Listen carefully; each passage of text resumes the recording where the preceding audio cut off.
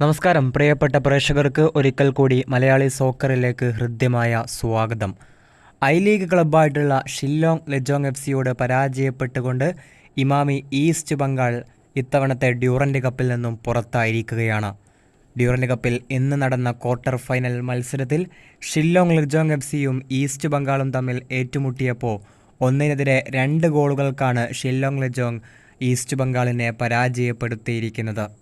മത്സരത്തിൻ്റെ 8-ാം മിനിറ്റിൽ തന്നെ റുഡ്വേറിലൂടെ ഷില്ലോങ് ലജോങ് മുന്നിലെത്തിയതാണ്. എന്നാൽ മത്സരത്തിൻ്റെ 77-ാം മിനിറ്റിൽ നന്ദകുമാറിലൂടെ ഈസ്റ്റ് ബംഗാൾ തിരിച്ചടിച്ച് ഈസ്റ്റ് ബംഗാൾ പ്രേമികളെ സംബന്ധിച്ചിടത്തോളം പ്രതീക്ഷകൾ നൽകി. പക്ഷേ മത്സരത്തിൻ്റെ 84-ാം മിനിറ്റിൽ ഫിഗോയിലൂടെ വീണ്ടും മറ്റൊരു ഗോൾ കണ്ടെത്താൻ ഷില്ലോങ് ലജോങ്ങിന് കഴിഞ്ഞതോടെ വീണ്ടും ലീഡെടുക്കാൻ ഷില്ലോങ്ങിനായി. അതുകൊണ്ട് തന്നെ ആ ലീഡ് മത്സരത്തിൻ്റെ അവസാന നിമിഷം വരെ കാത്തു സൂക്ഷിച്ചു. അത് അവർക്ക് വിജയത്തിലേക്കെത്താൻ കഴിഞ്ഞു. ഇതോടുകൂടെ അവർ സെമിയിലേക്ക് യോഗ്യത നേടിയിരിക്കുന്നു.